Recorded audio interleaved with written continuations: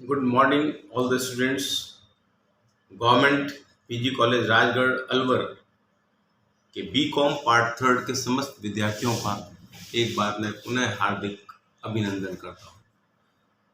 मैं doctor Sukant Sharma, associate professor, department of business administration, आज आपसे जिस टॉपिक पर चर्चा करने जा रहा हूँ वो विज्ञापन और विक्रय संवर्धन में क्या अंतर होता है, ये अपन जानने का प्रयास करेंगे। विद्यार्थियों, जैसा पहले मैंने बताया कि विज्ञापन और प्रचार में अंतर होता है, उसी प्रकार से विज्ञापन और विक्रय संवर्धन वैसे तो एक दूसरे की पूरक क्रियाएं हैं, सप्लीमेंट्री एक्टिविटीज हैं, लेकिन इन दोनों में भी पर्याप्त अंतर होता है। अब इन दोनों में क्या अंतर होता है उसको जानने पहले हम एक बार विक्रय संवर्धन या सेल्स प्रमोशन का अर्थ भी जान लें। तो विक्रय संवर्धन जो है, तो विक्रय संवर्धन में विज्ञापन, व्यक्तिगत विक्रय और प्रचार के अतिरिक्त वे सभी अल्पकालीन क्रियाएं तकनीकें सम्मिलित हैं जिनसे उपभोक्ताओं, व्यापारियों या मध्यस्थों, विक्रय दल के सदस्यों, संस्थागत क्रेताओं को प्रोत्साहित एवं प्रेरित किया जा सके तथा उत्पाद या सेवा के तत्काल विक्रय को संभव बनाया जा सके। तो विक्रय संवर्धन में हम कह सकते हैं कि एक प्रकार से विज्ञापन, व्यक्तिगत विक्रय और प्रचार ये तो है ही है शामिल, लेकिन इसके अतिरिक्त वे सभी अल्पकालीन क्रियाएं तकनीकें शामिल हैं जिसके द्वारा उपभोक्ताओं को, व्यापारियों को या मध्यस्थों को, विक्रय दल के सदस्यों को प्रोत्साहित किया जा सके, प्रेरित किया जा सके तथा उत्पाद या सेवा के तत्काल विक्रय को संभव किया जा सके। ऐसी तकनीकों को हम विक्रय संवर्धन के नाम से जानते हैं। तो विक्रय संवर्धन एक बड़ा शब्द है, व्यापक शब्द है। विज्ञापन छोटा है, विज्ञापन तो सिर्फ हम विज्ञापन ही करते हैं, जबकि विक्रय संवर्धन में विज्ञापन, प्रचार, व्यक्तिगत विक्रय शामिल है और इसके अतिरिक्त जो भी अल्पकालीन क्रियाएं या तकनीकें अपनाई जाती हैं माल को बेचने के लिए, वे सब विक्रय संवर्धन का पार्ट होती हैं। अब जैसे विक्रय संवर्धन हम कह सकते हैं कि मुफ्त नमूने बांटना, प्रीमियम देना, भेंट, पुरस्कार, लॉटरियां, छूट, प्रदर्शन, सजावट, क्रियात्मक प्रदर्शन, इन सभी को हम विक्रय संवर्धन का भाग मानते हैं। तो विक्रय संवर्धन में हम न केवल विज्ञापन, प्रचार प्रसार या व्यक्तिगत विक्रय को शामिल करते हैं, बल्कि विक्रय संवर्धन में वे सभी अल्पकालीन क्रियाएं भी सम्मिलित की जा सकती हैं जिनके द्वारा वस्तुओं या सेवाओं के उत्पाद को तात्कालिक रूप से बढ़ाया जा सकता है। ये भी एक उल्लेखनीय बात है कि विक्रय संवर्धन में केवल अंतिम उपभोक्ता मतलब जो अल्टीमेट यूजर्स हैं, केवल उनको माल क्रय करने में तो प्रेरित नहीं किया जाता, बल्कि मध्यस्थों को यानी थोक व्यापारियों या फुटकर व्यापारियों को या औद्योगिक ग्राहकों और औद्योगिक जो ग्राहक हैं या उपयोगकर्ताओं को प्रेरित करने के लिए भी विक्रय संवर्धन किया जाता है। तो विक्रय संवर्धन का उद्देश्य केवल अंतिम उपभोक्ताओं को, अल्टीमेट कंज्यूमर्स को ही माल के विक्रय के लिए आकर्षित करना है, ऐसा नहीं है, बल्कि इसमें मध्यस्थों को, जो होलसेलर्स हैं, जो रिटेलर्स हैं या माल के जो औद्योगिक ग्राहक हैं, उनको भी माल क्रय करने हेतु प्रेरित करने का उद्देश्य विक्रय संवर्धन का होता है। तो विक्रय संवर्धन का अर्थ हमने जान लिया। अब हम दोनों के बीच अंतर देख लेते हैं कि विक्रय संवर्धन में और विज्ञापन में क्या अंतर होता है। तो विद्यार्थियों, जो पहला अंतर है विज्ञापन और विक्रय संवर्धन में, उद्देश्य का है, ऑब्जेक्टिव का है कि विज्ञापन का क्या उद्देश्य है और विक्रय संवर्धन का क्या उद्देश्य होता है। तो विज्ञापन का जो उद्देश्य है वो व्यक्तिगत विक्रय को सरल बनाना तथा उत्पाद की ख्याति का निर्माण। मतलब विज्ञापन क्यों किया जाता है? विज्ञापन आमतौर पर व्यक्तिगत विक्रय को सरल कर सके, इसीलिए किया जाता है, और उत्पाद की ख्याति का निर्माण किया जा सके। जबकि विक्रय संवर्धन का उद्देश्य क्या होता है? विज्ञापन एवं व्यक्तिगत विक्रय की बीच की खाई को पाटना। मतलब विज्ञापन और विक्रय, व्यक्तिगत जो विक्रय है उसके बीच की खाई को पाटना तथा तत्काल विक्रय वृद्धि करना है, और तत्काल विक्रय वृद्धि करना इसका उद्देश्य होता है। तो ये उद्देश्य का अंतर हुआ। दूसरा अंतर है गतिविधि का। विज्ञापन को एक दैनिक व्यवसाय की गतिविधि के रूप में सम्मिलित किया जाता है। मतलब विज्ञापन को एक डेली रूटीन की एक्टिविटी माना जाता है, दैनिक गतिविधि के रूप में सम्मिलित किया जाता है, जबकि विक्रय संवर्धन दैनिक व्यवसायिक गतिविधि में शामिल नहीं किया जाता। तो विक्रय संवर्धन हम हर समय 24/7 नहीं करते। विक्रय संवर्धन कभी कभार किया जाता है, साल में 1 या 2 बार किया जाता है, जबकि विज्ञापन दैनिक गतिविधियों का एक पार्ट होता है। नेक्स्ट है भौगोलिक क्षेत्र। विज्ञापन का भौगोलिक क्षेत्र जो है बहुत विस्तृत होता है, मतलब जोग्राफिकल एरिया की हम बात करें तो विज्ञापन का भौगोलिक क्षेत्र बहुत ज़्यादा है, जबकि विक्रय संवर्धन का भौगोलिक क्षेत्र विज्ञापन की तुलना में बहुत कम होता है। नेक्स्ट है नियंत्रण का।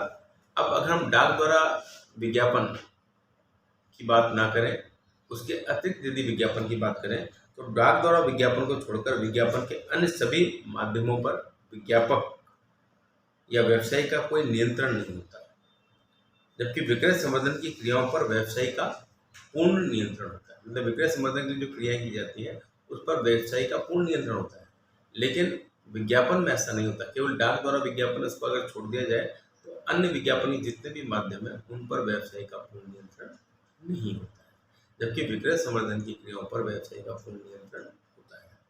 नेक्स्ट है अपील। तो विज्ञापन जो है इसमें भावनात्मक अपील की जाती है ताकि ग्राहक उत्पाद के प्रति आकर्षित हो सके। मतलब इसमें आप इमोशनल कार्ड खेलते हैं, विज्ञापन में आप भावनात्मक अपील करते हैं ताकि ग्राहक उत्पाद के प्रति आकर्षित हो सके।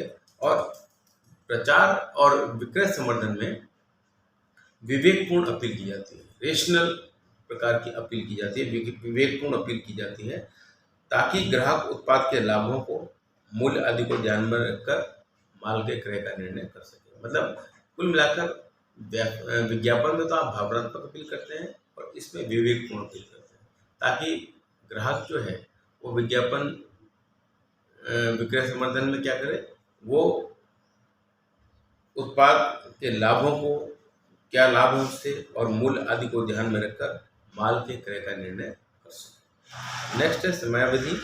विज्ञापन दीर्घकालीन उद्देश्यों को ध्यान में रखकर किया जाता है। मतलब विज्ञापन जब भी हम करते हैं वो दीर्घकालीन या लॉन्ग टर्म ऑब्जेक्टिव्स को ध्यान में रखकर किया जाता है, जबकि विक्रय संवर्धन अल्प अवधि के उद्देश्यों को ध्यान में रखकर किया जाता है। मतलब विक्रय संवर्धन शॉर्ट टर्म पीरियड के लिए किया जाता है, इसका उद्देश्य बहुत छोटी अवधि के लिए विक्रय में वृद्धि करना है, जबकि विज्ञापन लंबी अवधि या दीर्घकालीन उद्देश्यों को ध्यान में रखकर किया जाता है। नेक्स्ट है आवश्यकता। अब आधुनिक युग में कोई भी संस्था जो है विज्ञापन के बगैर नहीं रह सकती, विज्ञापन तो मस्ट है, जबकि विक्रय संवर्धन के बगैर फिर भी व्यवसाय को किया जा सकता है। हालांकि विक्रय संवर्धन भी आजकल बहुत इंपॉर्टेंट हो गया है, वर्तमान युग में विक्रय संवर्धन के बगैर भी व्यवसाय को चलाना एक दुष्कर कार्य है, लेकिन अगर कंपैरेटिव रूप से, तुलनात्मक रूप से अध्ययन किया जाए तो विज्ञापन हम कह सकते हैं कि आवश्यकता है और विक्रय संवर्धन उतना आवश्यक नहीं होता है। नेक्स्ट संबंध। विज्ञापन के द्वारा ग्राहकों से व्यक्तिगत संपर्क या प्रत्यक्ष संपर्क नहीं होता।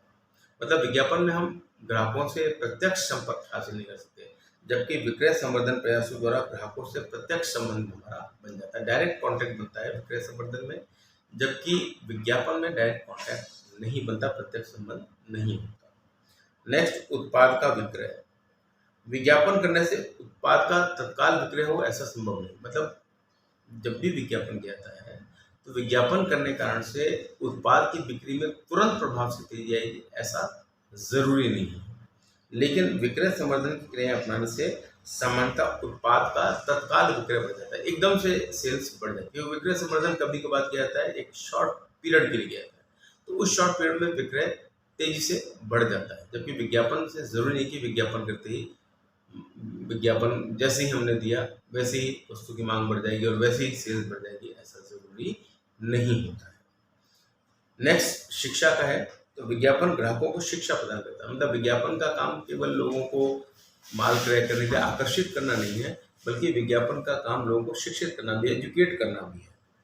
और जो विक्रय संवर्धन है यह ग्राहकों को विज्ञापन से प्राप्त शिक्षा को कसौटी पर कसने के लिए प्रेरित करता है। मतलब विक्रय संवर्धन क्या कहता है कि विज्ञापन से जो आपको शिक्षा मिली उस शिक्षा से आप प्रेरित होकर माल को खरीदिए। नेक्स्ट है विक्रय में भूमिका। यह ग्राहकों को दुकान तक खींच कर लाने में मदद करता है। मतलब विज्ञापन का रोल क्या है, यह क्या करता है, ग्राहकों को दुकान तक खींच कर लाने में मदद करता है। विक्रय बढ़े न बढ़े इससे मतलब नहीं है, लेकिन विज्ञापन का ये जरूर रोल रहता है, यह भूमिका रहती है कि वो ग्राहकों को दुकान तक खींच कर अवश्य ले आता है।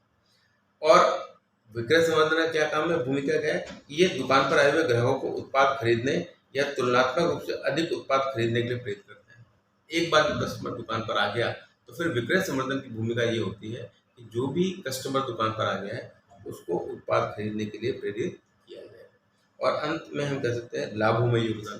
तो विज्ञापन लाभों में साधारण वृद्धि कर सकता है, मतलब विज्ञापन क्या कर सकता है, व्यवसाय के लाभों में साधारण वृद्धि तो कर सकता है, लेकिन विक्रय संवर्धन लाभों में बहुत अधिक वृद्धि कर सकता है। विक्रय संवर्धन के कारण से लाभ बहुत तेजी से बढ़ते हैं, क्योंकि जैसे मान लीजिए आपने कोई स्कीम निकाल दी, buy one get one free, एक के साथ एक उत्पाद फ्री पाइए।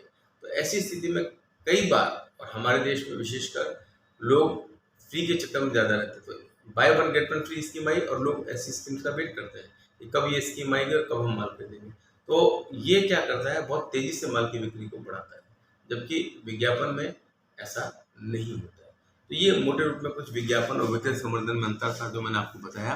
उम्मीद करता हूँ आपको ये अंतर समझ में आ गया होगा। यदि किसी प्रकार का कोई संशय आपके दिमाग में हो विज्ञापन और प्रचार के अंतर में, या विज्ञापन और विक्रय संवर्धन में क्या अंतर होता है, आप मुझे मेरे टेलीफोन नंबर पर बातचीत कर सकते हैं। टेलीफोन नंबर मैंने आपको दिए हुए हैं, ग्रुप में हैं। आप वहाँ से टेलीफोन नंबर लेकर अगर आपकी कोई भी क्वेरीज है, मैं आपसे पहले भी कह चुका हूँ, तो आप उन क्वेरीज को मुझे भेज सकते हैं। मेरे पर्सनल व्हाट्सएप नंबर पर आप मैसेज कर सकते हैं या मुझे फ़ोन कर सकते हैं, या कॉलेज भी आप लोग के लिए नहीं खुला है, लेकिन आप फ़ोन करके भी मुझसे बातचीत करके, संपर्क करके अपनी कोई भी समस्या हो उसके बारे में निदान पा सकते हैं। मैं कोशिश करूँगा कि आपकी जो भी समस्या हो related to our syllabus course के बारे में, उन समस्याओं को दूर करने का पूरा प्रयास करूँगा। आज की इस वीडियो क्लास को मैं यहीं समाप्त करता हूँ।